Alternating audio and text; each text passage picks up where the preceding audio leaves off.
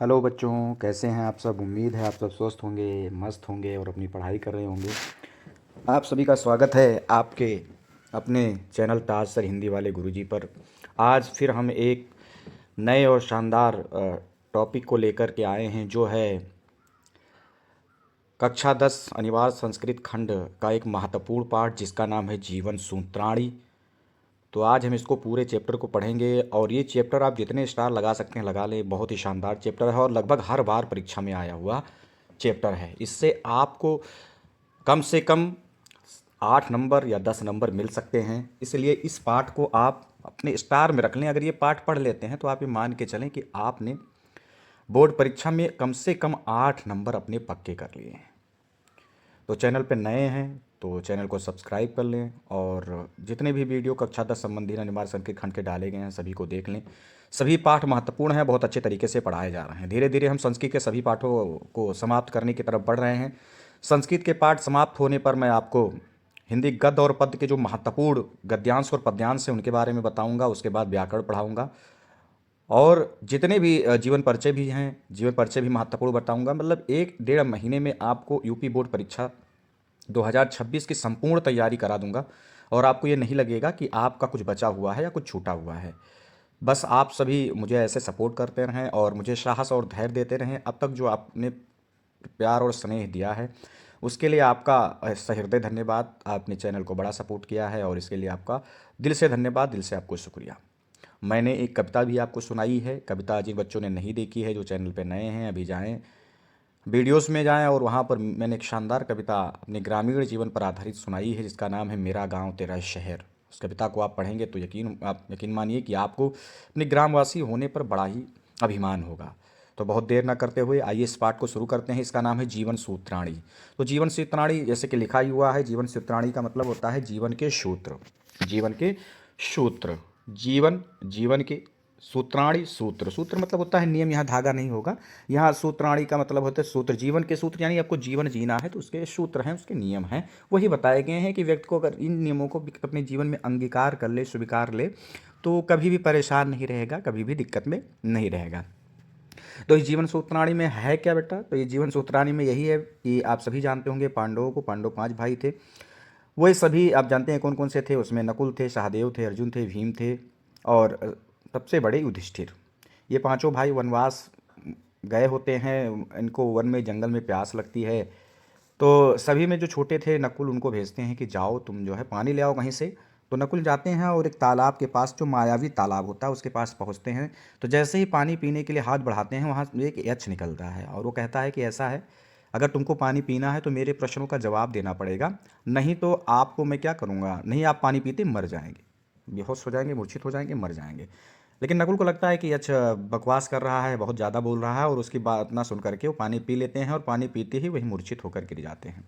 जब काफ़ी समय बीत जाता है, नकुल वापस नहीं आते हैं, तो युधिष्ठिर और सारे भाइयों को चिंता होती है। तो फिर युधिष्ठिर क्या करते हैं, सहदेव को भेजते हैं कि जाओ देखो कितनी देर लग गई, कहाँ पानी लाने गए थे और कितनी देर क्यों लगा रहे हैं। वो भी जाते हैं, वो भी देखते हैं। जाकर उस तालाब के पास पहुँचते हैं तो एक तरफ जो है नकुल बेहोश मूर्छित पड़े होते हैं और वो सोचते हैं कि ऐसा कैसे हो गया, शायद हो सकता है प्यास न की वजह से हो गए हों। तो वो क्या करते हैं, पानी जैसे तालाब से निकाल कि लाओ इनके मुंह पर मार दें या फिर इनको पानी पिला दें। तो जैसे पानी को स्पर्श करने चलते हैं, फिर से यक्ष प्रकट होता है, कहता है कि यदि मेरे प्रश्नों का जवाब दिए हुए तुम पानी पियोगे तो मर जाओगे। वो भी उन यक्ष के प्रश्नों का जवाब नहीं देते हैं, पानी पीने लगते हैं और वो भी मूर्छित खाकर गिर जाते हैं। इसी प्रकार फिर बाद में अर्जुन जाते हैं, वो भी इनके साथ भी ऐसा होता है। फिर उसके बाद भीम जाते हैं, उनके साथ भी यही होता है। यानी चारों भाई पानी पिए बिना मूर्छित खाकर, तालाब मूर्छा खा करके, बेहोश होकर के तालाब के किनारे, सरोवर के किनारे गिर जाते हैं। अब युधिष्ठिर बड़े परेशान, हताश कि क्या हुआ कि इतने जो जा रहा है वहीं रह जा रहा है, आने का टिकट ही नहीं हुआ इन लोग का। तो वो भी निकलते हैं और देखते हैं जाकर उस तालाब के, उस मायावी तालाब के पास जब युधिष्ठिर पहुँचते हैं तो देखते हैं उनके चारों भाई जो है वो मूर्छित स्थिति में पड़े हुए हैं और बेहोश हैं। वो जाते हैं, देखते हैं तो पुकारते हैं, कौन है, किसने मेरे भाइयों का ये हाल किया। और वो सोचते हैं कि शायद प्यास की वजह से है। तो जैसे ही वो भी शायद पानी की वजह से पानी पिलाने के लिए हाथ अपने बढ़ाते हैं कि लाओ पानी पिला दें तो ये ठीक हो जाए। जैसे ही पानी के लिए हाथ बढ़ाते हैं, फिर से यक्ष प्रकट होता है। यक्ष प्रकट होता है और वही बात कहता है जो इन लोगों से भी यक्ष ने कहा था कि ऐसा है, सुनो युधिष्ठिर, तुम मेरे प्रश्नों का जवाब दिए बिना इस तालाब से पानी नहीं पी सकते हो। तो युधिष्ठिर चूंकि धैर्यवान थे, बड़े साहसी थे, बड़े ही धैर्यपूर्वक काम करते हैं, वो कहते हैं ठीक है, अगर तुम्हारी यही शर्त है तो तुम बताओ तुम्हारे प्रश्न क्या है, मैं उनका जवाब दूंगा। तो इसमें बेटा वही बात बताई गई है। एक बार यक्ष जो है प्रश्न करता है और फिर उसके बाद में युधिष्ठिर उसका जवाब देते हैं। कभी यक्ष पूछता है कि बताओ इस धरती से भारी क्या है, आकाश से ऊंचा क्या है, और मन से तेज क्या है, और सबसे बड़ा दुख क्या है जीवन में, एक पद में बताओ स्वर्ग क्या है।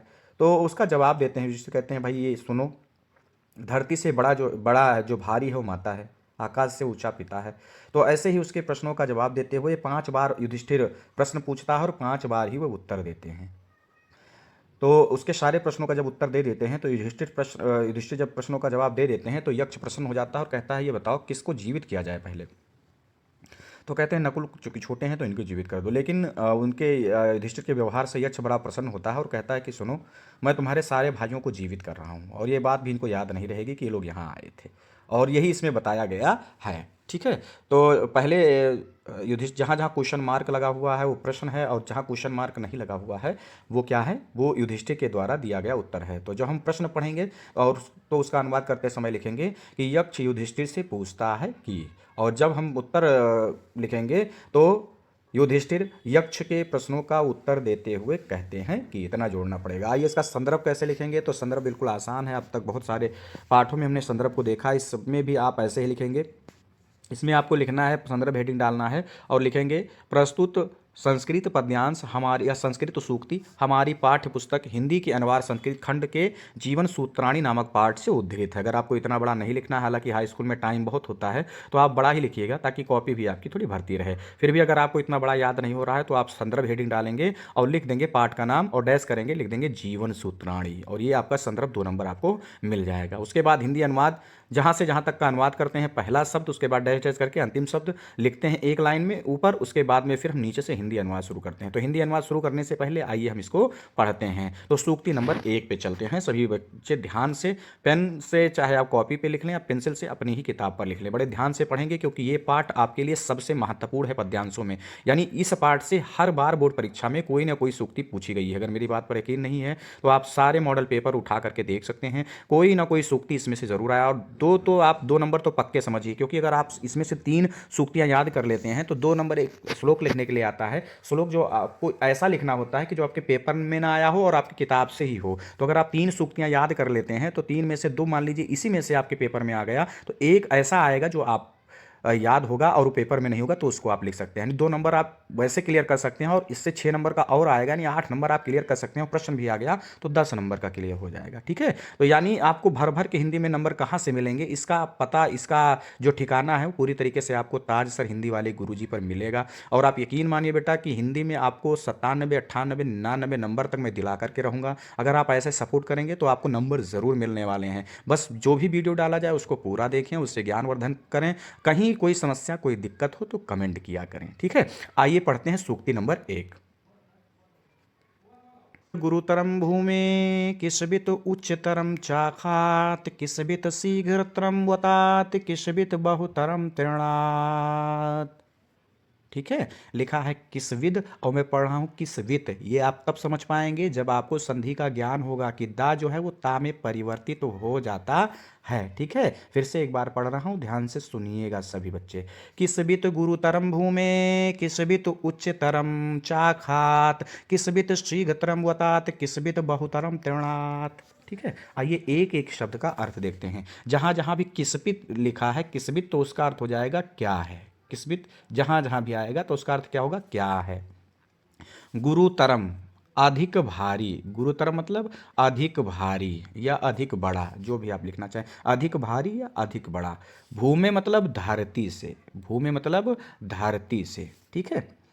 अब इसमें देखिए किसबित, जब यहाँ दा को आप लंगड़ा करेंगे तो किसबित जब लिखेंगे तो छोटाऊ निकल जाएगा। तो किसबित मतलब क्या है, किसबित मतलब क्या है, और जब छोटाऊ उधर निकल जाएगा तो उच्चतरम हो जाएगा। उच्चतरम, अधिक ऊंचा। तो इतने का क्या हो जाएगा, अधिक ऊंचा क्या है, अधिक ऊंचा क्या है। चा मतलब और, चा मतलब और, खात मतलब आकाश से, खात मतलब आकाश। तो एक लाइन का क्या हो जाएगा, यक्ष युधिष्ठिर से प्रश्न करता है, बताओ युधिष्ठिर, इस धरती से भारी क्या है और इस आकाश से ऊंचा क्या है, और इस आकाश से ऊंचा क्या है। आइए आगे बढ़ते हैं। किसबित माने क्या होगा बेटा, किसबित मैंने आपको बताया क्या है, शीघ्रतम अधिक तेज, शीघ्रतम अधिक तेज, वातात वायु से, वातात वायु से, ठीक है। किसबित, किसबित फिर आ गया तो क्या क्या है, क्या है, बहुतरम का लिखेंगे बेटा, बहुतरम का सभी लोग ध्यान देंगे, दुर्बल बनाने वाला दुख, इतना लिख लेंगे, अधिक दुर्बल बनाने वाला दुख। फिर से बहुतरम का क्या हो जाएगा, अधिक दुर्बल बनाने वाला दुख, ठीक है। तृणात मतलब तिनके से, यानी सबसे छोटा क्या है भाई, सबसे छोटा परमाणु है। अब परमाणु से भी कमजोर बना देने वाला दुख क्या है, इसमें पूछा गया है। तो इसका एक लाइन का क्या हो जाएगा, फिर पूछा गया है कि युधिष्ठिर बताओ वायु से अधिक तेज क्या है और तिनके से भी अधिक दुर्बल बनाने वाला दुख क्या है, ठीक है। इतना आपको समझ में आया सभी को। एक बार मैं फिर से पूरा अनुवाद आपको बता रहा हूँ, ध्यानपूर्वक आप सुनिएगा। मान लीजिए ये आ गया तो आप कैसे लिखेंगे, ठीक है। ये आता है तो सबसे पहले मैंने आपको संदर्भ बता दिया है, संदर्भ हेडिंग डालेंगे और लिख देंगे पाठ का नाम जीवन सूत्राणी, जीवन सूत्राणी। और उसके बाद हिंदी अनुवाद लिखने से पहले किसबित लिखेंगे, फिर डैश डैश करके, डैश डैश करके ये वाला शब्द तृणात यहाँ ऊपर लिख देंगे और फिर उसके बाद नीचे लिखेंगे हिंदी अनुवाद, हिंदी अनुवाद हेडिंग डालेंगे और थोड़ा सा अपने बढ़ा करके लिखेंगे कि हिंदी अनुवाद हेडिंग डालेंगे, लिखेंगे यक्ष युधिष्ठिर से प्रश्न करता है कि बताओ, कि बताओ, बताओ। अब लाइन पे आ जाइए, बताओ इस धरती से भारी क्या है, आकाश से ऊंचा क्या है, वायु से अधिक तेज क्या है और तिनके से भी अधिक दुर्बल बनाने वाला, कमजोर बनाने वाला दुख क्या है, कमजोर बनाने वाला दुख क्या है। एक बार फिर से मैं आपको अनुवाद बता रहा हूं, ध्यानपूर्वक सुनिएगा,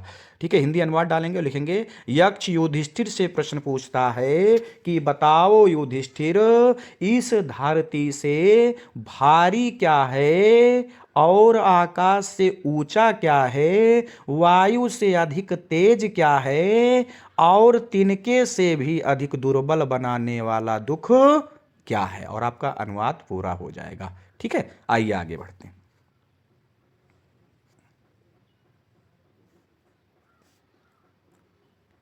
नंबर 2 पे चलते हैं और इसको भी पढ़ते हैं। उसके बाद इसमें युधिष्ठिर ने जवाब दिया है ना, यानी इसमें देखिए बेटा कहीं भी क्वेश्चन मार्क नहीं है, तो इसका मतलब ये क्या है, जवाब है। इससे पहले वाले में आपने देखा कि हर हर सब वाक्य के अंत में, हाँ वाक्य के अंत में क्वेश्चन मार्क था, तो इसलिए वो प्रश्न था। और जिसमें क्वेश्चन मार्क नहीं होगा वो क्या है, जवाब। तो जब जवाब होगा तब युधिष्ठिर बोलेंगे और जब प्रश्न होगा तब वो यक्ष बोलेगा। तो इसमें युधिष्ठिर बोल रहे हैं, वो जवाब दे रहे हैं, ठीक है, उसका जो उसने प्रश्न किया था। आइए पढ़ते हैं इसको। माता गुरुतरा भूमे खात पिता उच्चतरम तथा मना शीघ्रतरम वतात चिंता बहुतड़ी तृणात्। ये युधिष्ठिर ने कहा, ये तो संस्कृत में कहा, ये एक एक शब्द का देखते हैं। माता मतलब माता, इसका कोई हिंदी ही लिखा हुआ है एक तरीके से, तो इसमें कोई परिवर्तन नहीं होगा। गुरुतरा, गुरुतरा मतलब अधिक भारी है, अधिक भारी है या बड़ी है, अधिक भारी है या बड़ी है। भूमे मतलब धरती से, भूमि मतलब धरती से। खात मतलब आकाश से, खात मतलब आकाश से। पितो, यहाँ से भी, यहाँ जो है बेटा आप ध्यान देंगे, जो गुण स्वर संधि होती है ओम जो बनता है छोटा और छोटाऊ से मिलकर बनता है, तो यहाँ पिता हो जाएगा। फिर ये उच्चतरम, फिर यहाँ पे जो सपेरा वाला सा है वो किस में बदलेगा, वो विसर्ग में बदलेगा, तो तथा हो जाएगा। तो इतने का पिता उच्चतरा तथा, तो पिता अधिक ऊंचा, पिता अधिक ऊंचा। तथा मतलब और, तथा का मतलब यहाँ और कर लेंगे, तथा मतलब और, ठीक है। आइए आगे बढ़ते हैं, इसका एक बार फिर से देख लेते हैं क्या बात इसमें कही गई। इसमें कही गई है आकाश से अधिक ऊंचा पिता होता है, तथा मतलब और, ठीक है। तो इतने का एक लाइन का जवाब में क्या कहा गया है कि इस धरती से भारी माता है और इस आकाश से ऊंचा पिता है, इस आकाश से ऊंचा पिता है, ये नीचे वाले। मना, मन, मन हृदय, ठीक है, हृदय। शीघ्रतरम, शीघ्रतरम मतलब अधिक तेज, शीघ्रतरम मतलब अधिक तेज है, अधिक तेज है। वातात मतलब वायु से, वातात मतलब वायु से। चिंता, चिंता एक दुख का नाम है। आप जानते हैं चिंता चिता है, आप ईर्ष्या न गई तू मेरे मन से पढ़ा है, आपने पढ़ा है तो उसमें चिंता के बारे में बताया गया, चिंता चिता है। बहुतरम, बहुतरम वहाँ जो बहुतरी लिखे थे वैसे ही आप लिख लेंगे कि अधिक कमजोर बनाने वाला दुख, अधिक कमजोर बनाने वाला दुख। तिणात तिनके से, तिणात तिनके से, तो इन दोनों का मिलकर क्या हो जाएगा, तिनके से भी अधिक दुर्बल और कमजोर बनाने वाला दुख। ठीक है, आइए एक एक शब्द का हमने देख लिया, अब वाक्य बनाना सीखते हैं। ठीक है, तो जब आप जहाँ जहाँ जब युधिष्ठिर जवाब देते हैं तो आपको हिंदी अनुवाद लिखने के बाद ये कहना पड़ेगा थोड़ा सा कि युधिष्ठिर यक्ष के प्रश्नों का जवाब देते हुए कहते हैं कि, कहते हैं कि। ठीक है, तो मान लीजिए ये आ गया, तो आप संदर्भ हेडिंग डालेंगे और लिखेंगे पाठ का नाम जीवन सूत्राणी। ठीक है, और उसके बाद ये ज़रूर लिखना कि कहाँ से कहाँ तक का आप अनुवाद कर रहे हैं, तो इसमें माता है डालेंगे पहले और डैश डैश डैश डैश करेंगे, उसके बाद त्रिणात जो है लिख देंगे, एक ऊपर ही लाइन में त्रिणात लिख देंगे, यानी यही त्रिणात लिख देंगे। ठीक है, यही त्रिणात लिख देंगे और उसके बाद हिंदी अनुवाद हिंदी डालेंगे और थोड़ा सा अपने तरफ से बढ़ा के लिखेंगे कि यक्ष के प्रश्नों का जवाब देते हुए युधिष्ठिर कहते हैं कि, कहते हैं कि इस धरती से भारी माता होती है और इस आकाश से ऊंचा पिता होता है, वायु से अधिक तेज मन है और तिनके से भी अधिक दुर्बल बनाने वाला दुख चिंता है, दुख चिंता है। एक बार फिर से हिंदी अनुवाद डालेंगे और लिखेंगे कि युधिष्ठिर यक्ष के प्रश्नों का जवाब देते हुए या उत्तर देते हुए कहते हैं कि इस धरती से भारी माता है और इस आकाश से ऊंचा पिता है, वायु से अधिक तेज मन है और तिनके से भी अधिक दुर्बल बनाने वाला दुख चिंता है। ठीक है, चिंता है। और इस प्रकार ये आपका अनुवाद पूरा हो जाएगा। मान लीजिए बेटा कि दोनों एक साथ में ही आ गया, दोनों एक साथ में नहीं आता, फिर भी दोनों एक साथ में हम अनुवाद देख लेते हैं ताकि परेशानी रहे। दोनों एक साथ भी आ गया तो हम कैसे अनुवाद करेंगे, आप हेडिंग डालेंगे हिंदी अनुवाद, हिंदी अनुवाद हेडिंग डालेंगे और लिखेंगे दोनों का, पहले और दूसरे का, पहले का हिंदी अनुवाद हेडिंग डालेंगे और लिखेंगे यक्ष युधिष्ठिर से प्रश्न करते हुए कहता है कि बताओ इस धरती से भारी क्या है, आकाश से ऊंचा क्या है, वायु से अधिक तेज क्या है और तिनके से भी अधिक दुर्बल बनाने वाला दुख क्या है। युधिष्ठिर यक्ष के प्रश्नों का जवाब देते हुए कहते हैं इस धरती से भारी माता है और पिता इस आकाश से ऊंचा है, वायु से अधिक तेज मन है और तिनके से भी अधिक दुर्बल बनाने वाला दुख चिंता है। ठीक है, तो ये दोनों का अनुवाद मैंने एक साथ आपको बता दिया, अलग अलग भी बताया और एक साथ भी बता दिया। ठीक है, आगे बढ़ते हैं दूसरे प्रश्न और दूसरे उत्तर की तरफ। बच्चों आइए अब चलते हैं तीसरी सूक्त जो है दूसरा प्रश्न और उसको पढ़ते हैं, उसके बाद इसको अभी एक एक शब्द का हिंदी देखते हैं। तो इसमें जब भी मैंने बताया बेटा कि क्वेश्चन मार्क लगा रहेगा तो इसका क्या मतलब है कि यहाँ युधिष्ठिर जो है वो युधिष्ठिर से प्रश्न करेगा यक्ष। ठीक है, और उसके बाद जहाँ क्वेश्चन मार्क नहीं लगाएगा, इसमें आप देखिए इसमें क्वेश्चन मार्क कहीं नहीं लगा हुआ है, तो इसका मतलब क्या है कि इसमें युधिष्ठिर ने उसके प्रश्नों का जवाब दिया हुआ है। तो ये ध्यान रखेंगे, पेपर में भी इस बात का ध्यान रखेंगे, नहीं पता चले आप जो आपको याद हो बस वही लिख के चले आओ। इस बात का ध्यान रखना कि किस सूक्ति में क्वेश्चन मार्क लगा हुआ है, किस सूक्ति में नहीं लगा हुआ। जिसमें लगा हुआ है क्वेश्चन मार्क वो क्या है, वो बेटा यक्ष ने प्रश्न पूछा है, और जिसमें क्वेश्चन मार्क नहीं लगा हुआ है इसका मतलब क्या है, युधिष्ठिर ने जवाब दिया है। तो इतना क्लियर रखना, नहीं पता चले गड़बड़ करके चले, और गड़बड़ नहीं करना है। ठीक है, बोर्ड में अच्छे से नंबर लेकर के आना है। आइए पढ़ते हैं इसको। किसबित परवासतो मित्रम किसबित मित्रम गिरहम सता आतुरस्य चा किम मित्रम किसबित मित्रम मरिष्यता। ठीक है, आइए एक एक शब्द का यहाँ पर अर्थ देखते हैं। किस्बित माने कौन है, किस्बित माने कौन है, कौन है। परवासतो, परवासो का मतलब होता है प्रवास के समय या विदेश में, प्रवास में या विदेश में, प्रवास के समय या विदेश में रहने वाले का, प्रवासतो का लिख लेंगे विदेश में रहने वाले का। मित्र मतलब मित्र, मित्र मतलब मित्र, ठीक है। किस्मिन, किस्बित इसको भी पढ़ा जाएगा तो किस्बित मतलब कौन है, किस्बित मतलब कौन है। मित्रम मतलब मित्र, मित्र मतलब मित्र। गिरहसता मतलब घर में, गिरहसता मतलब घर में, गृहसत्ता मतलब घर में, ठीक है। तो इतने का हो गया। आइए इसका देख लेते हैं क्या है। यानी इसमें यक्ष पूछता है, ये बताओ युधिष्ठिर कि विदेश में अर्थात प्रवास में रहने वाले का मित्र कौन है और घर में मित्र कौन है, ठीक है। आइए आगे बढ़ते हैं। आतुरश, आतुरश मतलब होता है रोगी का, रोगी का, ठीक है। चा मतलब और, किम मतलब कौन है, किम मतलब कौन है। मित्र मतलब, मित्र मतलब मित्र, ठीक है, मित्र मतलब मित्र। किसबित इसका भी हो जाएगा कौन है। मित्रम मित्र, मित्रम मित्र। मरिष्यता मरने वाले का, मरिष्यता मरने वाले का, ठीक है, मरने वाले का या मृत्यु को प्राप्त होने वाले का, ठीक है। तो मित्र तो आजकल संसार में बस नाम मात्र ही रह गए हैं, है ना। मित्र तो सच्ची परिभाषा में यानी छलावा ही है। इस संसार में चारों तरफ छलावा ही है। लोग बैठे हुए हैं मित्र के नाम पर डसने के लिए। पहले मित्र बनाएंगे और उसके बाद सारे रहस्य ले करके सारा स्वार्थ साध के उसके बाद आपको अपना सबसे बड़ा शत्रु मान लेंगे। मित्र अब रह ही नहीं गया है। मित्र की सच्ची परिभाषा आपने मित्रता चैप्टर पढ़ा है, मैं पढ़ाऊँगा भी आपको। उसके महत्वपूर्ण जितने भी गद्यांश मैं आपको कराऊँगा। मित्र वो नहीं है जो आपके लाभ में आपके साथ खड़ा रहे, मित्र वो है जो भाई दुख में आपके साथ खड़ा रहे, ठीक है। मित्र वही है। मित्र के बारे में किसी ने बड़ी खूबसूरत बात कही है। बैठते हैं हम कुछ यूं अदब से उसके पास बैठते हैं, जैसे बादशाह के कदमों में दास बैठते हैं। हम कुछ यूं अदब से उसके पास बैठते हैं, जैसे बादशाह के कदमों में दास बैठते हैं। और एक तू है जिसे दोस्त बोलता हूँ मैं, एक तू है जिसे दोस्त बोलता हूँ मैं, वरना साथ बैठने को तो यूं 50 बैठते हैं, वरना साथ बैठने को तो यूं 50 बैठते हैं।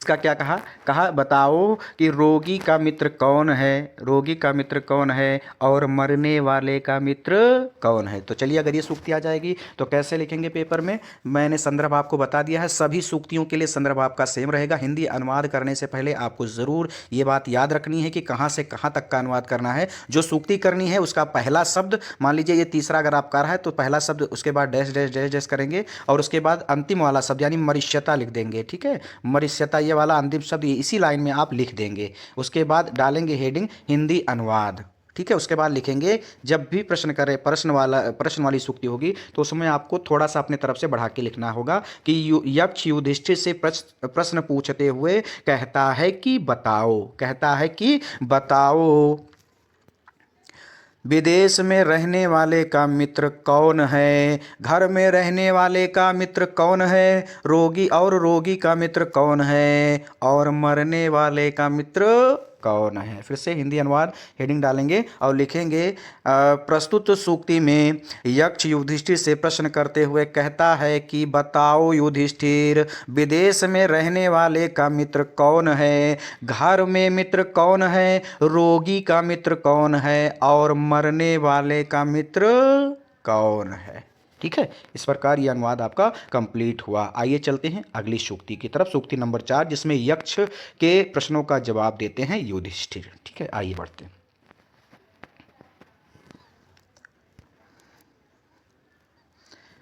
सार्था परवासतो मित्रम भार्या मित्रम गिरहे सता आतुरस्य भीषकम मित्रम दानम मित्रम मरिष्यता।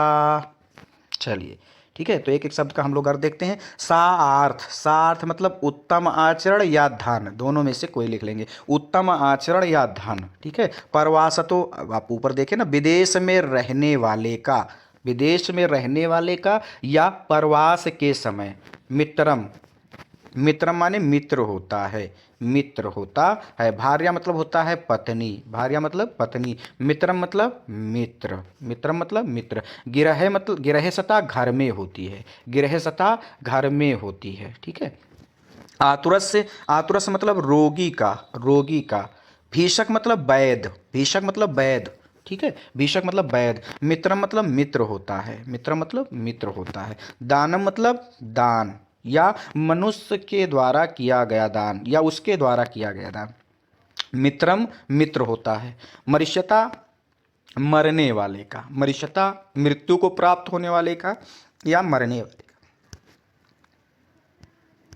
ठीक है, बात आई समझ में। तो मैंने एक एक शब्द का आपको बता दिया है। अब इसका भी अनुवाद देखते हैं। अगर ये सूक्ति आ जाएगी तो आप कैसे लिखेंगे, इसमें यही बात बताई गई है, यानी तीसरी सूक्ति का जवाब इसमें दिया गया है। और इसमें एक चीज़ आप नोट करेंगे, इसमें कहीं भी क्वेश्चन मार्क नहीं है। इसका क्या मतलब है? इसका मतलब ये है कि इसमें यक्ष के प्रश्नों का जवाब युधिष्ठिर देते हैं। ठीक है, तो ये सूक्ति अगर आ गई तो आप कैसे लिखेंगे? हिंदी अनुवाद से पहले मैंने आपको बता दिया, सार्थ लिखेंगे और डैश डैश डैश से करेंगे और उसके बाद फिर मरिष्यता शब्द लिख देंगे। ठीक है, मरिष्यता लिखेंगे और उसके बाद हिंदी अनुवाद हेडिंग डालेंगे और लिखेंगे।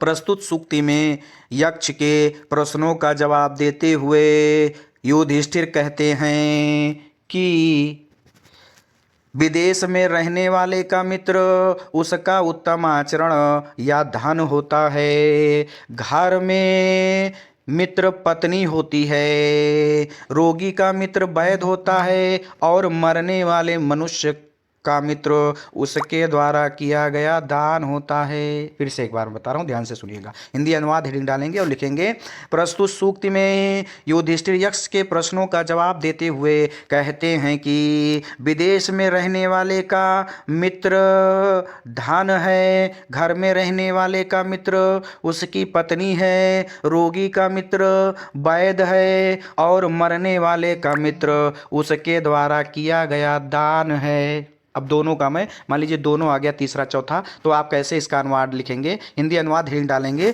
और लिखेंगे, यक्ष युधिष्ठिर से पूछता है कि विदेश में रहने वाले का मित्र कौन है, घर में रहने वाले का मित्र कौन है, रोगी का मित्र कौन है और मरने वाले का मित्र कौन है। यक्ष के प्रश्नों का जवाब देते हुए युधिष्ठिर कहते हैं, विदेश में रहने वाले का मित्र धन है, घर में मित्र पत्नी है, रोगी का मित्र वैद्य है और मरने वाले का मित्र उसके द्वारा किया गया दान है। और आपका हिंदी अनुवाद कंप्लीट हो जाएगा। ठीक है, वीडियो थोड़ी जरूर बड़ी हो रही है, लेकिन मैं ये प्रयास कर रहा हूँ कि आपको सारा समझ में आ जाए, तो इसलिए बहुत वीडियो की चिंता मत करिएगा और पूरा वीडियो ज़रूर देखिएगा, क्योंकि ये पाठ बहुत महत्वपूर्ण है। चलिए आगे बढ़ते हैं। 4 सूक्तियाँ पढ़ ली, हम चलते हैं 5वीं सूक्ति की तरफ। और 5वीं सूक्ति में आप एक बात ध्यान देखें, क्या लगा हुआ है बेटा? तो क्वेश्चन मार्क लगा हुआ है। इसका मतलब क्या है कि यक्ष प्रश्न पूछेगा। ठीक है, तो बहुत देर न करते हुए आइए इसको पढ़ते हैं। आप ध्यान दें कि जो ये संस्कृत पढ़ने का मामला है वो आप तभी पढ़ पाएंगे अच्छे तरीके से जब आपको संधि का ज्ञान होगा। अब फिर से मैं बताऊं कि इसमें देखो, जो ये दा है, दा को जैसे आप हटाएंगे तो यहाँ से एड़ी वाला या निकल जाएगा, यहाँ से एड़ी वाला या निकल जाएगा, और एड़ी वाला या जब निकलेगा तो वहाँ पर क्या होगा, आप ध्यान देंगे कि यहाँ से दा आधा हल के साथ लिख दिया जाएगा और धन एक एक हो जाएगा। ठीक है, तो इसको पूरा जब पढ़ेंगे तो पढ़ेंगे किसबित एक पदम, ये दा ता में चेंज हो जाएगा और इसको पढ़ेंगे किसबित एक पदम। ठीक है, तो आइए पढ़ते हैं इसको। किसबित एक पदम धार्म्यम, किसबित एक पदम यशा, किसबित एक पदम स्वर्गम, किसबित एक पदम सुखम। तो मैंने सभी शब्द का पढ़ लिया। अब आइए एक एक शब्द का आपको मैं अर्थ बताता हूँ। तो ठीक है, आइए देखते हैं। किसबित, किसबित मतलब क्या है? किसबित मतलब क्या है? ठीक है, एक पदम मात्र एक पद में, एक पदम मात्र एक पद में, लेकिन थोड़ा सा और जोड़ लेंगे, मात्र एक पद में बताओ, मात्र एक पद में बताओ। ठीक है, तो इतने का पूरे का क्या हो जाएगा? मात्र एक पद में बताओ क्या है? धर्म्यम, धर्म, धर्म मतलब धर्म। तो इतने का क्या हो जाएगा? एक पद, मात्र एक पद में बताओ कि धर्म क्या है। ठीक है, आगे बढ़ते हैं। किसबित, किसबित एक पदम मात्र एक पद में बताओ। किसबित माने क्या है? ठीक है, यशा मतलब यश। ठीक है, यशा मतलब यश। तो मात्र एक पद में बताओ यश क्या है, मात्र एक पद में बताओ यश क्या है। आगे बढ़ते हैं। किसबिद एक पदम, मात्र एक पद में बताओ स्वर्गम, स्वर्ग किसबित क्या है, मात्र एक पद में बताओ स्वर्ग क्या है। वैसे आखिरी वाला भी होगा। किसबित, किसबित माने क्या है, किसबित मतलब क्या है, एक पदम, मात्र एक पद में बताओ, सुखम मतलब सुख। ठीक है, मात्र एक पद में बताओ सुख क्या है। तो पूरे का मैं बता देता हूँ, यानी इसमें कहा गया है, यक्ष के द्वारा पूछा गया है कि एक पद में मात्र बताओ कि धर्म क्या है, एक पद में बताओ कि यश ऐश्वर्य क्या है, एक पद में बताओ कि स्वर्ग क्या है, और एक ही पद में बताओ कि सुख क्या है। यानी एक शब्द में अगर आपको बोलना रहे, एक पद में बोलना रहे, तो आप कैसे जवाब देंगे, वही पूछता है। तो आइए इसका हिंदी अनुवाद करते हैं। तो संदर्भ आपका वही रहेगा, मैंने आपको बता दिया संदर्भ सेम रहेगा, लेकिन हिंदी अनुवाद करने से पहले आप जहाँ से अनुवाद मान लीजिए इस सूक्ति को करना है, तो आप क्या करेंगे, किसविद एक पदम लिखे रहने देंगे, फिर डैश डैश करेंगे, और उसके बाद यहाँ लिख देंगे सुखम। ठीक है, सुखम लिख देंगे, और उसके बाद आप हेडिंग डालेंगे हिंदी अनुवाद। हिंदी अनुवाद में क्या लिखेंगे, थोड़ा सा जोड़ करके हिंदी अनुवाद में लिखेंगे कि यक्ष युधिष्ठिर से प्रश्न करता है कि युधिष्ठिर बताओ, या एक पद में बताओ धर्म क्या है, एक पद में बताओ कि यश ऐश्वर्य क्या है, एक पद में बताओ कि स्वर्ग क्या है, एक पद में बताओ कि सुख क्या है। एक बार फिर से हिंदी अनुवाद हेडिंग डालेंगे, लिखेंगे प्रस्तुत सूक्ति में यक्ष युधिष्ठिर से प्रश्न करते हुए कहता है कि मात्र एक पद में बताओ कि धर्म क्या है, मात्र एक पद में बताओ कि ऐश्वर्य क्या है, मात्र एक पद में बताओ कि स्वर्ग क्या है, और मात्र एक पद में बताओ कि सुख क्या है। ठीक है, इस प्रकार ये अनुवाद आपका कंप्लीट हुआ। आइए आगे बढ़ते हैं। युधिष्ठिर जवाब देते हैं, दाक्ष्यम एक पदम धर्मम, दानम एक पदम यशा, सत्यम एक पदम स्वर्गम, शीलम एक पदम सुखम। ठीक है, आइए एक एक शब्द का हम लोग अर्थ देखते हैं। दाक्ष्यम, दाक्ष्यम मतलब निपुणता या दक्षता। एक पदम मात्र एक पद में, एक पदम मात्र एक पद में। ठीक है, तो इतने का हो जाएगा, एक मात्र एक पद में, मात्र एक पद में निपुणता ही, मात्र एक पद में निपुणता ही। ठीक है, मात्र एक पद में निपुणता ही। धर्म माने धर्म है, धर्म माने धर्म है। दानम एक पदम, मात्र दान मतलब दान, एक पदम मतलब मात्र एक पद में, मात्र एक पद में। तो पूरे का क्या हो जाएगा, मात्र एक पद में दान ही, मात्र एक पद में दान ही। यशा मतलब ऐश्वर्य है, यशा मतलब ऐश्वर्य है। सत्यम एक पदम, मात्र एक पद में सत्यम सत्य ही, सत्यम सत्य ही। स्वर्गम स्वर्ग है, स्वर्गम स्वर्ग है। मात्र एक पद में सत्य ही स्वर्ग है। ठीक है, शीलम एक पदम, तो शीलम मतलब उत्तम आचरण।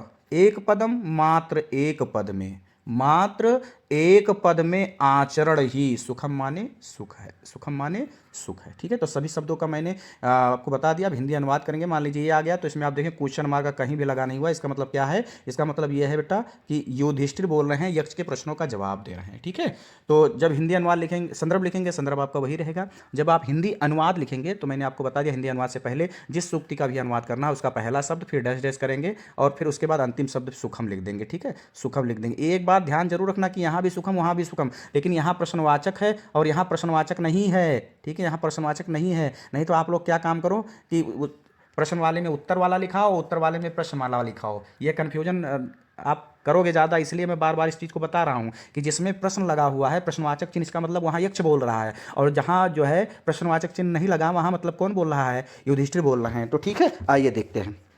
तो इसका हिंदी अनुवाद हेडिंग डालेंगे और लिखेंगे, थोड़ा सा क्या लिखेंगे, यक्ष के प्रश्नों का उत्तर देते हुए युधिष्ठिर कहते हैं कि मात्र एक पद में निपुणता ही धर्म है, मात्र एक पद में दान करना ही ऐश्वर्य है, मात्र एक पद में सत्य बोलना ही स्वर्ग है, मात्र एक पद में उत्तम आचरण रखना ही सुख है। फिर से एक बार मैं बता रहा हूँ, ध्यान से सुनिएगा।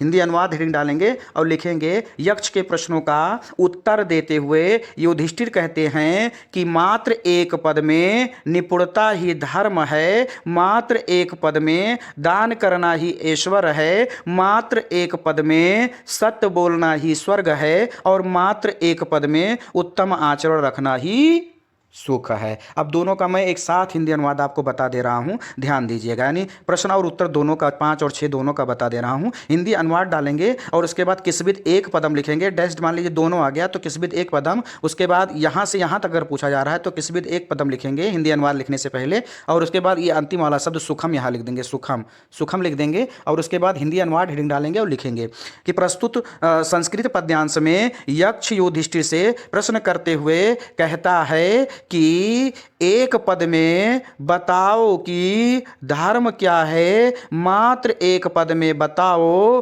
कि यश ऐश्वर्य क्या है, मात्र एक पद में बताओ कि स्वर्ग क्या है, मात्र एक पद में बताओ कि सुख क्या है। यक्ष के प्रश्नों का उत्तर देते हुए युधिष्ठिर कहते हैं मात्र एक पद में निपुणता ही धर्म है, मात्र एक पद में दान करना ही ऐश्वर्य है, मात्र एक पद में सत्य बोलना ही स्वर्ग है, और मात्र एक पद में उत्तम आचरण रखना ही सुख है। तो इस प्रकार मैंने दोनों का आपको अनुवाद बता दिया। उम्मीद है आपको पूरा पाठ समझ में आ रहा होगा और पूरा वीडियो जरूर देखें। चलिए आगे बढ़ते हैं अगली सूक्ति की तरफ।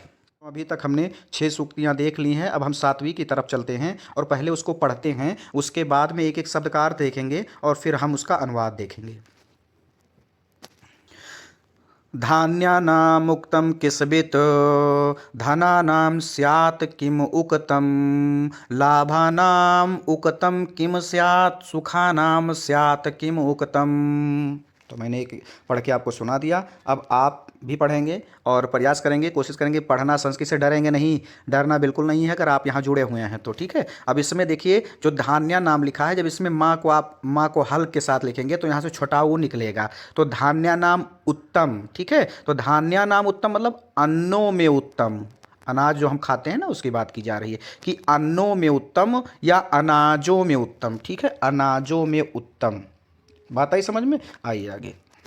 किसबित शुरू से पढ़ते चले आ रहे हैं, क्या है किसबित, क्या है। धना नाम धानों में, गांधी जी वाला जो नोट है उसकी बात की जा रही है, नहीं दोनों को आप एक ही समझ लो। धना नाम मतलब धानों में, स्यात मतलब है, स्यात मतलब है। किम उक्तम क्या उत्तम, किम उत्तम क्या उत्तम, ठीक है। तो एक लाइन का क्या हो जाएगा, पूछा यक्ष ने, एक प्रश्नवाचक लगा हुआ ना, इसका मतलब क्या है, प्रश्न पूछा जा रहा है इसमें, ठीक है। तो यक्ष ने पूछा हे युधिष्ठिर बताओ कि अनाजों में उत्तम अनाज क्या है। इतना थोड़ा सा आप जोड़ सकते हैं, अगर आप और शुद्ध करना चाहते हैं तो आप जोड़ सकते हैं, उससे कोई दिक्कत नहीं। अनाजों में उत्तम अनाज क्या है और धानों में उत्तम धान क्या है। अगर आपको जोड़ के नहीं लिखना है तो इतना ही कह सकते हैं कि बताओ अनाजों में उत्तम क्या है और धानों में उत्तम क्या है, ठीक है। आइए आगे। लाभानाम उक्तम, लाभानाम उक्तम मतलब लाभों में उत्तम, लाभानाम उत्तम लाभों में उत्तम। किम मतलब क्या है, किम मतलब क्या है। स्यात् माने है, स्यात् माने है, ठीक है, स्यात् माने है। तो क्या हो जाएगा, लाभों में उत्तम लाभ क्या है। इतना भी आप थोड़ा सा आप बड़ा लिख देंगे क्योंकि आपको हाई स्कूल में समय अच्छा खासा होता है, तो आप प्रयास करेंगे इतना अच्छा लिखें कि एग्जामिनर आपको नंबर देने में कोताही ना करे, ठीक है। सुखानाम सुखों में, सुखानाम सुखों में, स्यात् माने है, स्यात् माने है। किम उक्तम, किम उत्तम मतलब क्या उत्तम, तो थोड़ा सा जोड़ लेंगे, उत्तम सुख क्या, स्यात् माने है, ठीक है। अब इतने का क्या, लाभों में उत्तम लाभ क्या है और सुखों में उत्तम सुख क्या है। आइए इसका अनुवाद करते हैं और देखते हैं। मान लीजिए ये आपका आ गया, तो आप क्या करेंगे, संदर्भ आपका वही रहेगा और हिंदी अनुवाद लिखने से पहले धान्या नाम उत्तम लिखेंगे, उसके बाद डैश डैश डैश डैश करेंगे और उसके बाद ये वाला शब्द किम उत्तम यहाँ भी है तो दोनों में से कोई लिख सकते हैं, किम उत्तम लिख देंगे और उसके बाद हिंदी अनुवाद हेडिंग डालेंगे और लिखेंगे। प्रस्तुत सूक्ति में यक्ष युधिष्ठिर से प्रश्न करते हुए कहता है कि बताओ युधिष्ठिर अनाजों में उत्तम अनाज क्या है, धनों में उत्तम धन क्या है, लाभों में उत्तम लाभ क्या है और सुखों में उत्तम सुख क्या है, सुखों में उत्तम सुख क्या है। एक बार मैं फिर से बता रहा हूँ, ध्यान से सुनिएगा। हिंदी अनुवाद हेडिंग डालेंगे और लिखेंगे प्रस्तुत सूक्ति में यक्ष युधिष्ठिर से प्रश्न करते हुए कहता है कि बताओ अनाजों में उत्तम अनाज क्या है, धानों में उत्तम धान क्या है, लाभों में उत्तम लाभ क्या है, सुखों में उत्तम सुख क्या है, ठीक है। तो उम्मीद करते हैं समझ में आया होगा। आइए आगे बढ़ते हैं।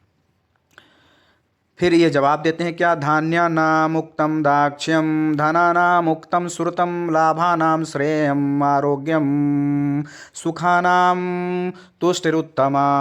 अब एक एक शब्द का हम लोग देखें। धान्यानाम उक्तम तो अनाजों में उत्तम, अनाज इतना लिख लेंगे।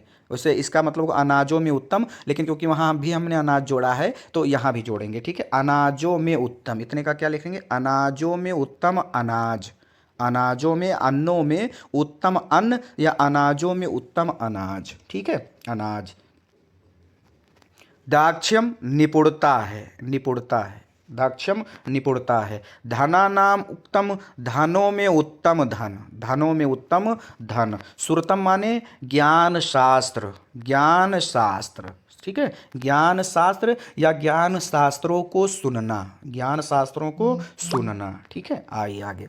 लाभानाम लाभों में, लाभानाम लाभों में। अब श्रेय मतलब यहाँ उत्तम लिख लेंगे, उत्तम लिख लेंगे या बड़ा लिख लेंगे, तो क्या हो जाएगा, लाभों में उत्तम लाभ, लाभ इतने का क्या हो जाएगा, लाभों में बड़ा लाभ या उत्तम लाभ। आरोग्यम, आरोग्य मतलब रोग रहित अर्थात स्वस्थ रहना, आरोग्यम का लिखो रोग रहित अर्थात स्वस्थ रहना है, आरोग्यम का रोग रहित अर्थात स्वस्थ रहना है। सुखानाम, सुखानाम मतलब सुखों में उत्तम, सुखानाम उत्तम, सुखों में उत्तम। अब ये ठीक है। तुष्टिरुत्तमा, सुखों में उत्तम सुख, इतने का लिख लेंगे, सुखों में उत्तम सुख। तुष्टिरुत्तमा मतलब संतोष की प्राप्ति है, संतोष की प्राप्ति है, ठीक है। संतोष मतलब संतुष्टि, अगर आपके पास 10 रुपये है तो उसमें भी आप संतुष्ट हैं, यानी मन जो है इधर उधर ना बह के मन का स्थिर रहना ही संतोष, परम संतोष का क्षण है, ठीक है। तो तुष्टिरुत्तमा मतलब संतोष की प्राप्ति करना या संतुष्टि की प्राप्ति करना, ठीक है। तो आइए इसका अनुवाद देखते हैं। या मान लीजिए ये आ गया तो आप क्या लिखे, हिंदी अनुवाद, संदर्भ आपका वही रहेगा। हिंदी अनुवाद से पहले धनानाम उक्तम लिखेंगे, डैश डैश डैश डैश करेंगे और उसके बाद लिखेंगे तुष्टिरुत्तमा, तुष्टिरुत्तमा लिख देंगे और उसके बाद हिंदी अनुवाद हेडिंग डालेंगे और लिखेंगे यक्ष के प्रश्नों का उत्तर देते हुए युधिष्ठिर कहते हैं कि अनाजों में उत्तम अनाज निपुणता है, धनों में उत्तम धन, ज्ञान शास्त्रों को सुनना है, लाभों में सबसे बड़ा लाभ रोग रहित अर्थात स्वस्थ रहना है और सुखों में सबसे बड़ा सुख संतुष्टि को प्राप्त करना है, अर्थात व्यक्ति को जीवन में स्वस्थ और संतुष्ट रहना चाहिए। एक बार मैं फिर से बता रहा हूँ, ध्यान से सुनिएगा, ठीक है। हिंदी अनुवाद हिंदी डालेंगे और लिखेंगे प्रस्तुत सूक्ति में युधिष्ठिर यक्ष के प्रश्नों का उत्तर देते हुए कहते हैं कि अन्नों में उत्तम अन्न निपुणता है, धनों में उत्तम धन ज्ञान शास्त्र को सुनना है, लाभों में सबसे बड़ा लाभ रोग रहित अर्थात स्वस्थ रहना है और सुखों में सबसे बड़ा सुख संतुष्टि अर्थात संतोष को प्राप्त करना है। इसलिए व्यक्ति को जीवन में यदि सुखी रहना है तो उसे संतुष्ट रहना चाहिए, ठीक है। दोनों का क्लियर हो गया। अब एक बार मैं दोनों का जोड़ के बता रहा हूं। मान लीजिए दोनों आ गया तो आप कैसे लिखेंगे, मान लीजिए धनानाम उक्तम से यहां से लेकर के यहां तक आ गया तो धनानाम उक्तम डालेंगे, उसके बाद लिखेंगे तुष्टिरुत्तमा, ये शब्द यहां लिख देंगे तुष्टिरुत्तमा और क्या करेंगे, हिंदी अनुवाद लिखेंगे, हिंदी अनुवाद लिखेंगे। उसके बाद थोड़ा सा अपने से बढ़ा के लिखेंगे कि प्रस्तुत संस्कृत सूक्ति में यक्ष युधिष्ठिर से प्रश्न करता है कि बताओ अनाजों में उत्तम अनाज क्या है, धनों में उत्तम धन क्या है, लाभों में सबसे बड़ा लाभ क्या है, सुखों में उत्तम सुख क्या है। अब थोड़ा सा जोड़ेंगे, यक्ष के प्रश्नों का जवाब देते हुए युधिष्ठिर कहते हैं कि अनाजों में उत्तम अनाज निपुणता है, धनों में उत्तम धन ज्ञान शास्त्रों को सुनना है, लाभों में सबसे बड़ा लाभ रोग रहित अर्थात स्वस्थ रहना है और सुखों में सबसे बड़ा सुख संतोष को प्राप्त करना है। अर्थात व्यक्ति को अपने जीवन में यदि सुखी रहना है तो उसे संतुष्ट रहना चाहिए। और इस प्रकार हमने 8 सूक्तियों को देख लिया है। बची हुई जो 2 सूक्तियां हैं उनको भी देख लेते हैं। तो बच्चों अब हम आगे बढ़ते हैं 9वीं और 10वीं सूक्ति पे, जो कि इस पाठ की सबसे महत्वपूर्ण सूक्तियों में से एक है। सबसे ज़्यादा बार आई हुई पेपर में यही दोनों सूक्तियां हैं। तो इन दोनों सूक्तियों को आप मन लगा के पढ़ना, ठीक है, मन लगा के देखना भी, ठीक है। आइए पढ़ते हैं इन दोनों सूक्तियों को, सबसे ज़्यादा बार पेपर में यही आए हुए हैं, ठीक है। तो आइए मैं पढ़ता हूँ, उसके बाद इसका एक एक शब्द का अर्थ बताऊंगा, ठीक है। तो 9वीं सूक्ति में क्या लगा है बेटा? क्वेश्चन मार्क लगा है कि नहीं लगा है, जल्दी बताओ। तो आप कहेंगे सर जी लगा हुआ है, इसका मतलब क्या है? यक्ष प्रश्न पूछेगा। और 10वीं सूक्ति में क्वेश्चन मार्क नहीं लगा हुआ है, इसका मतलब क्या है कि यक्ष प्रश्न नहीं पूछेगा बल्कि युधिष्ठिर प्रश्नों का जवाब देंगे। तो बात आई समझ में? चलिए आइए पहले एक सूक्ति को पढ़ते हैं। किं नु हित्वा प्रियो भवति, किं नु हित्वा न शोचत, किं नु हित्वा अर्थवान भवत, किं नु हित्वा सुखी भवेत। चलिए एक एक शब्द का अर्थ लिखते हैं। तो किम मतलब क्या? किम मतलब क्या? किम मतलब क्या? जहाँ जहाँ नु आया है बेटा तो उसको आप भाला लिख लेंगे, ठीक है। नु को लिख लेंगे भाला, ठीक है। भाला क्या? तो किम नु का क्या हो जाएगा? भाला क्या, भाला क्या। हित्वा मतलब त्याग कर, त्याग कर या छोड़ कर, छोड़कर। प्रियो, प्रियो मतलब यहाँ प्रिय होता है लेकिन यहाँ लिख लेंगे मनुष्य प्रिय, मनुष्य प्रिय। भवत मतलब हो जाता है, भवत मतलब हो जाता है, ठीक है। तो इतने का हो जाएगा, भाला क्या छोड़कर मनुष्य प्रिय हो जाता है, भाला क्या त्याग कर मनुष्य प्रिय हो जाता है, ठीक है। किमनु, अभी जो ना यहाँ अलग लिखा हुआ था लेकिन इसमें मिला दिया गया है, तो ना को लंगड़ा एक इधर करोगे यानी हल के साथ लिखोगे तो नु बाहर आएगा। तो भला क्या, इतने का क्या हो जाएगा? भला क्या। हित्वा मतलब त्याग कर, हित्वा मतलब त्याग कर। ना मतलब नहीं। सोचत मतलब शोक करता है, लेकिन थोड़ा सा यहाँ हम बढ़ाएंगे, व्यक्ति शोक करता है। और जब ना को जोड़ दोगे तो क्या हो जाएगा? व्यक्त शोक नहीं करता है, व्यक्त या मनुष्य शोक नहीं करता है। आगे किमनु भला क्या, किमनु भला क्या। हित्वा, हित्वा मतलब छोड़कर। अब इसमें जो है गुण स्वर दीर्घ स्वर संधि है, हित्वा धन अर्थवान हो जाएगा। तो हित्वा मतलब त्याग कर, अर्थवान मतलब धनी हो जाता है या आचरणवान हो जाता है, धनी हो जाता है या आचरण। तो इतने का क्या हो जाएगा? त्याग कर मनुष्य धनी हो जाता, मनुष्य धनी, त्याग कर मनुष्य धनी, और भवत मतलब हो जाता है, ठीक है।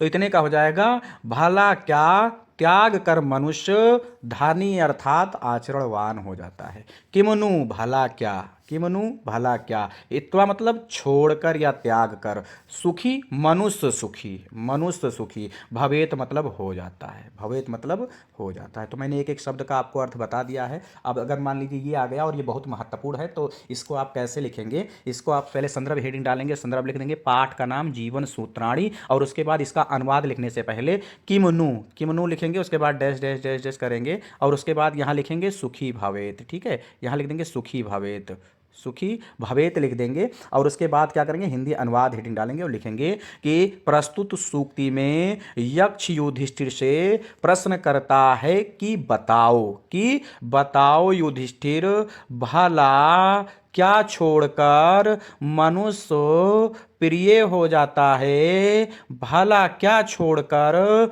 मनुष्य शोक नहीं करता है, भला क्या छोड़कर मनुष्य धनी हो जाता है, भला क्या छोड़कर मनुष्य सुखी हो जाता है। फिर से अनुवाद करेंगे, इस बार हम छोड़कर नहीं बल्कि त्याग कर प्रयोग करेंगे। तो हिंदी अनुवाद लिखेंगे और लिखेंगे प्रस्तुत सूक्ति में यक्ष युधिष्ठिर से प्रश्न करते हुए कहता है कि बताओ, भला क्या त्याग कर मनुष्य प्रिय हो जाता है, भला क्या त्याग कर मनुष्य शोक नहीं करता है, भला क्या त्याग कर मनुष्य धनी अर्थात आचरणवान हो जाता है, और भला क्या त्याग कर मनुष्य सुखी हो जाता है। और आप पूर्ण विराम लगा देंगे। इस प्रकार ये आपका अनुवाद पूरा हो जाएगा। ठीक है, यहाँ तक सभी को समझ में आया। चलिए आइए आगे बढ़ते हैं। सूक्ति, अंतिम सूक्ति और बहुत महत्वपूर्ण सूक्ति जिसमें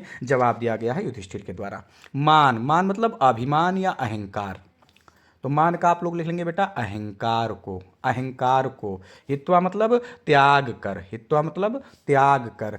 प्रियो मनुष्य प्रिय, प्रियो जैसे वहां आपने मनुष्य जोड़ा था वैसे यहां भी जोड़ेंगे मनुष्य प्रिय। भावत मतलब हो जाता है, भावत मतलब हो जाता है। तो युधिष्ठिर ने बताया कि सुनो यक्ष, अहंकार को त्याग कर मनुष्य प्रिय हो जाता है। ठीक है।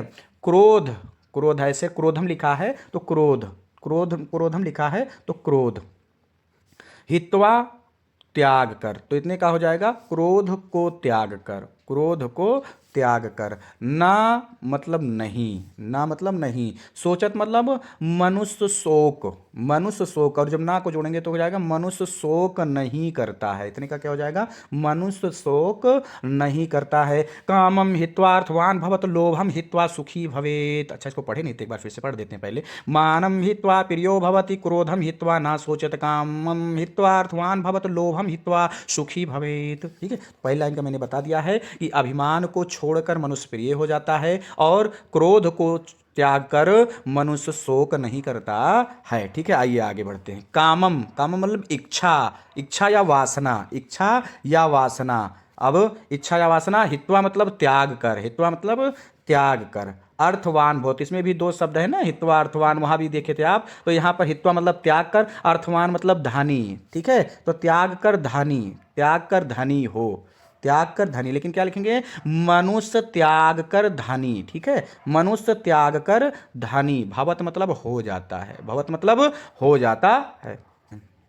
लोभम, लोभम मतलब लालच को, लालच को। हित्वा मतलब त्याग कर या छोड़ कर, त्याग कर या छोड़ कर। सुखी मतलब सुखी, लेकिन क्या लिखेंगे मनुष्य सुखी, मनुष्य सुखी। भवेत मतलब हो जाता है, भवेत मतलब हो जाता है। तो सभी शब्दों का हम लोगों ने क्या कर लिया, अर्थ देख लिया है। अब हम एक एक शब्द का क्या करेंगे, एक एक शब्द को हम मिला करके हिंदी अनुवाद लिखेंगे पूरा। ठीक है, तो 9 का मैंने आपको बताया, 10 का हिंदी अनुवाद हेडिंग डालेंगे। मान लीजिए ये सूक्ति आप में आ गई है पेपर में, तो आप क्या करेंगे हिंदी अनुवाद से पहले वही संदर्भ लिखेंगे। संदर्भ का क्या, वही संदर्भ लिखेंगे पाठ का नाम जीवन सूत्राणी। ठीक है, अगर आप बड़ा लिखना चाहते हैं तो संदर्भ हेडिंग डालेंगे और लिखेंगे प्रस्तुत संस्कृत सूक्ति या संस्कृत पद्यांश हमारी पाठ पुस्तक हिंदी के अनिवार्य संस्कृत खंड के पाठ जीवन सूत्राणी से उद्धृत है या जीवन सूत्राणी पाठ से उद्धृत है। अगर आप इतना बड़ा नहीं लिखना चाहते हैं तो आप संदर्भ हेडिंग डालेंगे और लिखेंगे पाठ का नाम और उसके बाद डैश करके जीवन सूत्राणी लिख देंगे। और हिंदी अनुवाद लिखने से पहले जहां से जहां तक का हिंदी अनुवाद करना है उसका पहला शब्द और डैश डैश करके अंतिम शब्द आप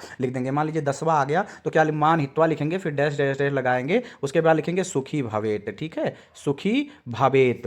और उसके बाद हिंदी अनुवाद हेडिंग डालेंगे और लिखेंगे, थोड़ा सा अपने तरफ से बढ़ाकर लिखेंगे क्योंकि इसमें प्रश्नवाचक चिन्ह नहीं है। तो इसका मतलब क्या है, युधिष्ठिर इसमें जवाब दे रहे हैं। तो क्या लिखेंगे बताइए, आप सब जान ही गए होंगे क्या लिखना है कि प्रस्तुत सूक्ति, हिंदी अनुवाद हेडिंग डालेंगे और लिखेंगे प्रस्तुत सूक्ति में यक्ष के प्रश्नों का उत्तर देते हुए युधिष्ठिर कहते हैं सुनो यक्ष, सुनो यक्ष, अहंकार को छोड़कर मनुष्य प्रिय हो जाता है, क्रोध को छोड़कर मनुष्य शोक नहीं करता है, शोक नहीं करता है। काम इच्छा अर्थात वासना को छोड़कर मनुष्य धनी अर्थात उत्तम आचरण वाला हो जाता है और लालच को छोड़कर मनुष्य सुखी हो जाता है। एक बार मैं फिर से बता रहा हूं, ध्यान से सुनिएगा। ठीक है, यक्ष के प्रश्नों का उत्तर देते हुए युधिष्ठिर कहते हैं कि सुनो युधिष्ठिर, अहंकार को त्याग कर मनुष्य प्रिय हो जाता है, क्रोध को त्याग कर मनुष्य शोक नहीं करता है, इच्छा अर्थात वासना को छोड़कर मनुष्य धनी अर्थात आचरणवान हो जाता है और लालच अर्थात लालच को त्याग कर मनुष्य सुखी हो जाता है। को अपने जीवन में अगर सुखी रहना है तो उसे लालच नहीं करना चाहिए। और भले आपके पास पैसा नहीं है, अगर आप आचरणवान हैं, आप धनी हैं, इतना आप मान लीजिए। अब दोनों का मैं एक साथ हिंदी अनुवाद बता रहा हूँ, ध्यानपूर्वक आप सुने। मान लीजिए दोनों आ गया तो आप लिखेंगे हिंदी अनुवाद से पहले आप संदर्भ लिखेंगे, संदर्भ मैंने आपको बता ही दिया है। हिंदी अनुवाद लिखने से पहले किमनु करेंगे, किमनु डैश डैश करेंगे, फिर लिखेंगे सुखी भवेत, और उसके बाद हिंदी अनुवाद डालेंगे और लिखेंगे थोड़ा सा।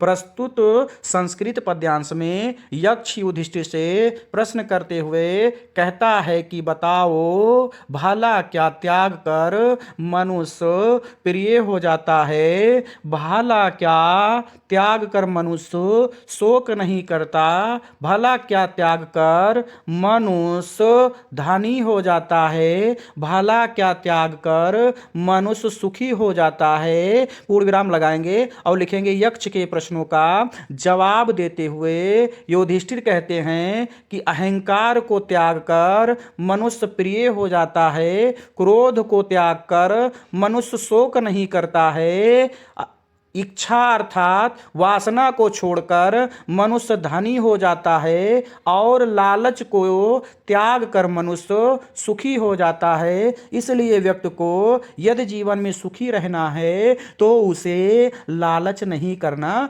चाहिए। इतने प्रश्नों का जवाब देने के बाद यक्ष बड़ा प्रसन्न होता है और वो उनको पानी पीने के लिए अनुमति दे देता है और साथ में उनके सभी भाइयों को जीवित भी कर देता है। तो इस पाठ में बताया गया है कि अगर व्यक्ति धैर्य से काम ले तो यकीनन वो आगे बढ़ सकता है, और व्यक्ति को अपने पे विश्वास रखना चाहिए कि क्योंकि इस संसार में बाकी सब धोखा देने वाले हैं, व्यक्ति को अपने आप पे विश्वास रखना चाहिए। इसीलिए किसी ने बड़ी खूबसूरत बात कही है इस पे, गम के समंदर में कभी डूब मत जाना, गम के समंदर में कभी डूब मत जाना, अगर मंजिल न मिले तो कभी रूठ मत जाना, अगर मंजिल न मिले तो कभी रूठ मत जाना। और जब महसूस हो ज़िंदगी के सफ़र में किसी की कमी, जब महसूस हो ज़िंदगी के सफ़र में किसी की कमी, तो अभी ज़िंदा हूँ मैं ये भूल मत जाना, अभी ज़िंदा हूँ मैं ये भूल मत जाना। यानी इंसान को अपने आप पे विश्वास करना चाहिए, अपने आप पे भरोसा करना चाहिए, तभी वो तरक्की के पथ पर जा सकता है। बाकी ये स्वार्थी दुनिया बड़ी मतलब ही है, किसी ने इस स्वार्थी दुनिया के लिए बड़ी खूबसूरत बात कही है, मुकद्दर के हो गए, होने थे जितने खेल मुकद्दर के हो गए, हम टूटी नाव लेके समंदर के हो गए, होने थे जितने खेल मुकद्दर के हो गए, हम टूटी नाव लेके समंदर के हो गए, और खुशबू मेरे हाथ को छूकर निकल गई, खुशबू मेरे हाथ को छूकर निकल गई, हम सबको फूल बांट के पत्थर के हो गए, हम सबको फूल बांट के पत्थर के हो गए। तो ये दुनिया बड़ी स्वार्थी है बच्चों, आप अपने पे भरोसा रखें और ये प्रयास करें कि हमको मेहनत करना है। किसी दोस्त को ये मत देखें कि वो पढ़ रहा है कि नहीं पढ़ रहा है, बल्कि आप अपने आप से ये प्रश्न करें कि आपकी तैयारी कैसी चल रही है और आपको कितना पढ़ना चाहिए। अब आपके पास समय नहीं रह गया है, इसलिए अपना टाइम टेबल बना लीजिए और एकदम लग जाइए। बोर्ड परीक्षा में कम से कम 90 पार आपको जाना है, और हिंदी की गारंटी है ताज सर जी हिंदी वाले गुरुजी चैनल की तरफ से आपको कि अगर आप इस चैनल को पूरा पढ़ते हैं तो 18 फरवरी से पहले आपको मैं 100 के 100 नंबरों के बारे में पूर्णतः बता दूंगा, और आपको हिंदी में कोई दिक्कत होने वाली नहीं है। आप सभी ने इस वीडियो को पूरा देखा और पूरा आप तक जो आप आज तक आपने सहयोग किया है, और उसके लिए बहुत हृदय से धन्यवाद। इसी तरह बेटा आप सहयोग करते रहिए और इस वीडियो को खुद भी देखिए, अपने 10 दोस्तों को भेजिए, और किस टॉपिक पर कमज़ोर है आप, किस विषय पर आपको वीडियो चाहिए, कमेंट बॉक्स में ज़रूर बताएं। मिलते हैं फिर किसी दूसरे अच्छे और शानदार वीडियो के साथ। तब तक आप सब स्वस्थ रहिए, मस्त रहिए, पढ़ते रहिए और सब्सक्राइब कीजिए, शेयर कीजिए ताज सर हिंदी वाले गुरुजी को। आप सभी को बहुत बहुत आशीर्वाद।